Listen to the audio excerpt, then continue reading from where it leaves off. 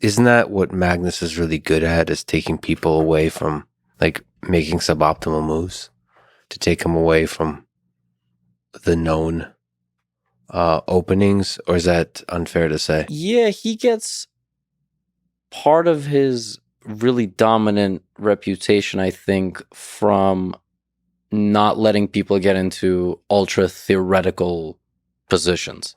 He just won this tournament, this online tournament, and he said he had a young player strategy. He had an anti-young player strategy. What's that mean? It means that by move 7 or 8, you go to the database, no games. Nice. Kid is on their own. They have to swim on their own. Yeah. And they have to deal with the strategic complexities of the position, which he gets.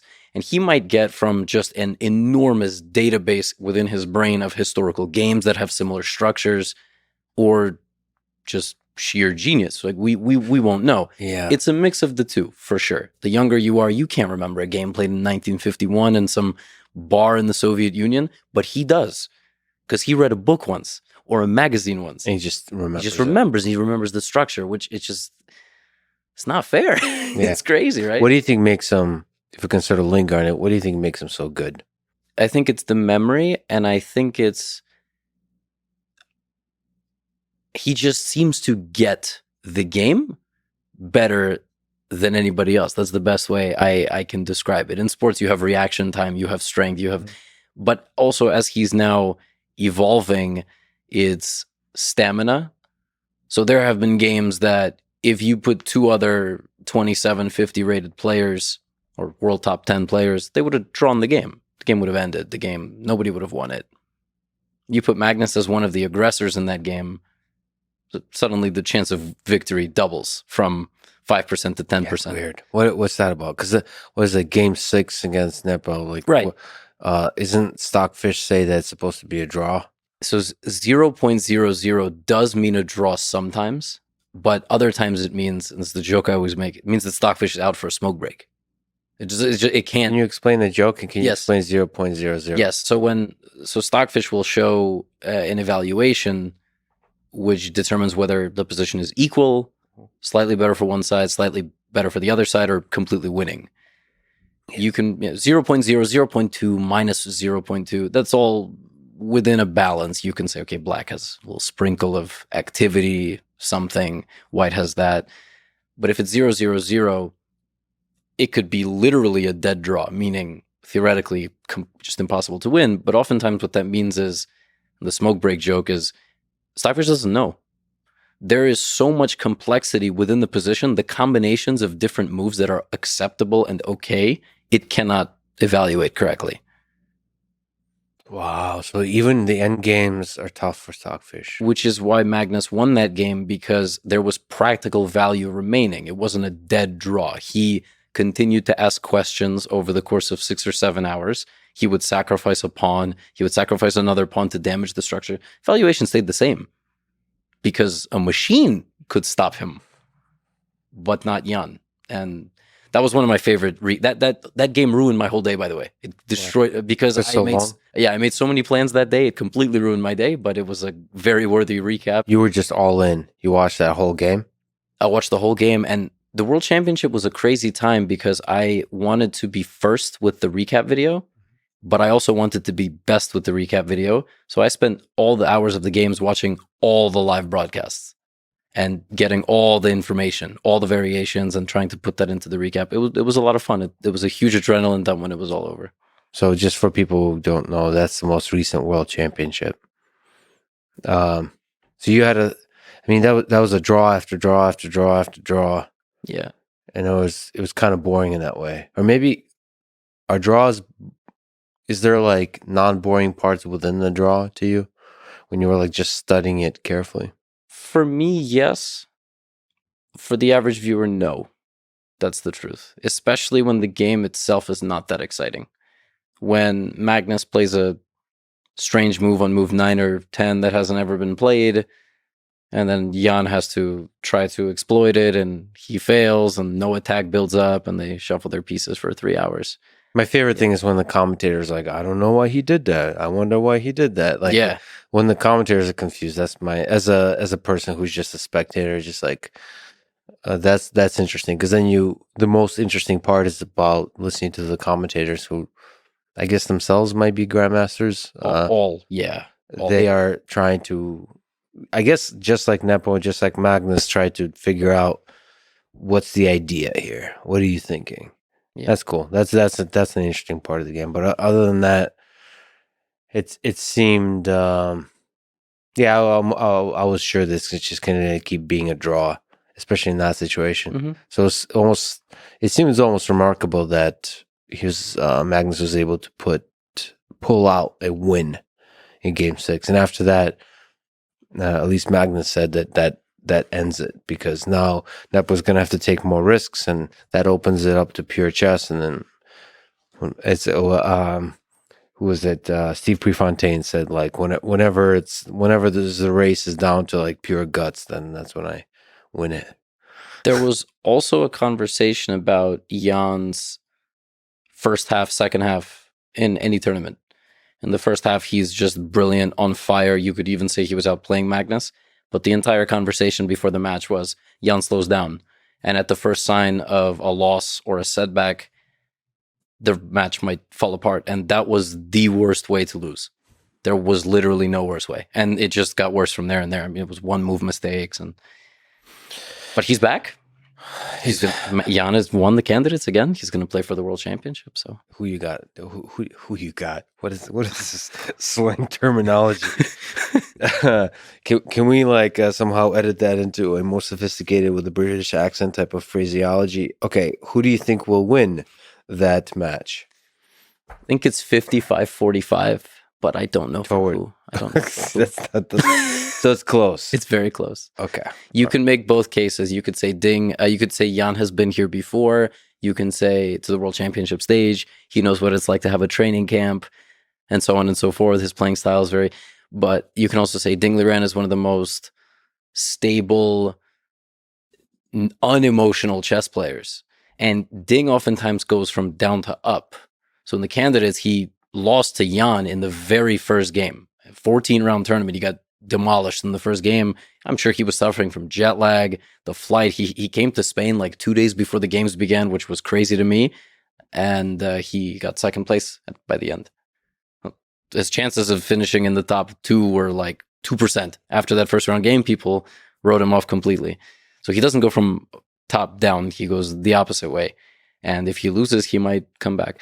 But the truth is, I don't know. The truth is, it's going to be an interesting match. And it's also disappointing we're not going to get Magnus in it. Yeah, what do you think about him stepping away from the World Championship? Are you a romantic about the World Championships? No, I'm not a romantic about anything, I don't think. I can't imagine what... dark. That went dark quickly. I don't think I'm sophisticated enough to be a romantic. I think I taught chess and now I make YouTube videos. I'm not qualified on the subject of romanticism, but You don't think it's a beautiful game? Chess? Yeah. No, I think it is a beautiful There game. you go. I got you. Yeah. Is that considered being a romantic? Yeah, I was seeing the beauty in the. You can be like Bach and seeing the math in the music, or you can see the beauty, the magic. I think I see beauty in certain types of chess for sure. Not in all chess. So I'll partially romantic. Part-time romantic. Yeah. Yeah. So what do you feel about Magnus stepping away from the World Championships? Disappointing but understandable. Can you steel man his case? What's understandable about it to you? I don't think it's as prestigious as it could be. I don't think The World Championship? Yeah. Why does Magnus still sign everything as world champion then? That's a good point. That he did just put out a statement, and he did. But he does it everywhere else too. Does he really? Yeah, like world champion, right? World champion. I don't know. World champion, world chess champion. Maybe it's just because he won it, but he thinks that the journey to the top once again to maintain the status quo has lost its appeal. You know what the example that I like to make? I'm a big fan of UFC.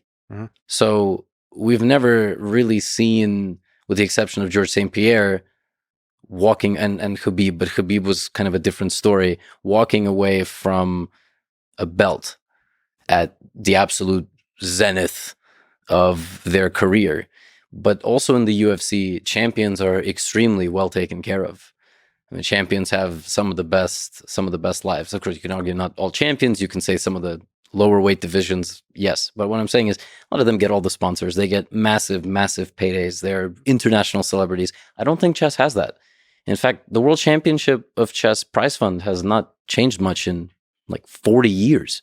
So you could probably make more money on YouTube. Yes. Playing not randos, but having fun and playing really challenging games, playing other super grandmasters, like an ad hoc events, or maybe a little bit organized events, but not the World Championship. Yeah.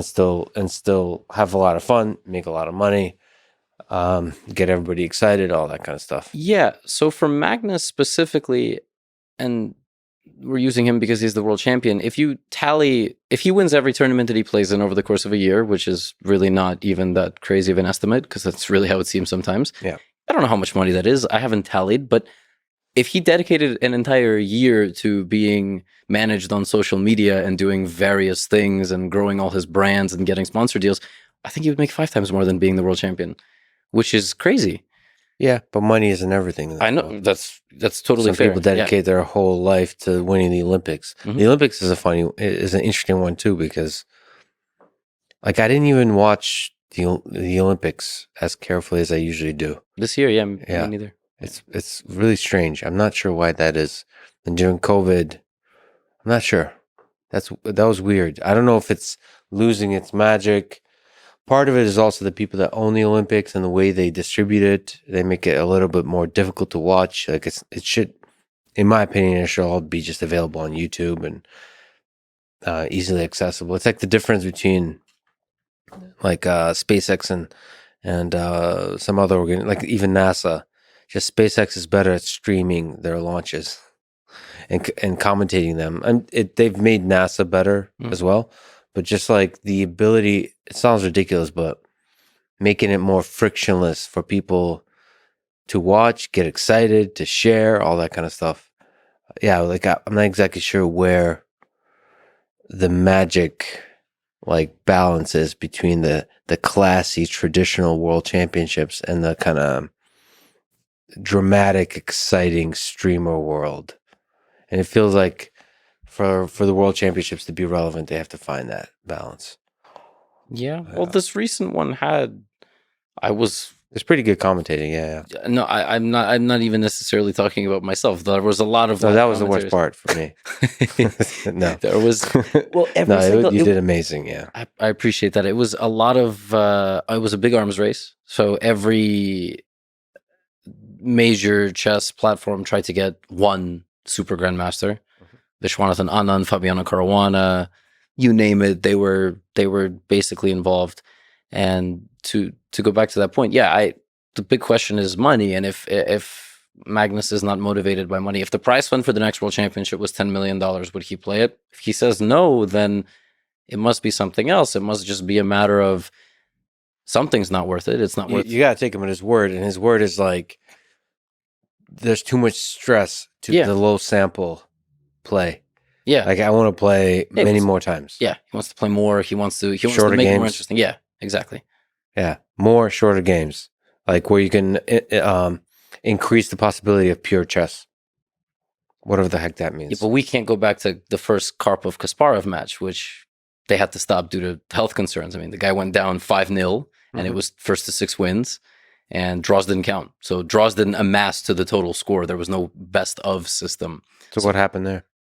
The match went something like 7-8 months. Kasparov started making a comeback after being down 5-0. He was 5-3 and they called it off. They said both players are in poor health conditions. Kasparov stormed down, yelled that this is a farce. But the match was 50 games long. Even more, maybe. I made a video and I don't even remember how many games it was. It was so long.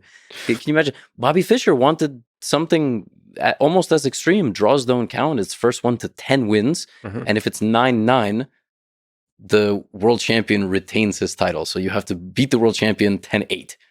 That's the only way. So you don't like that?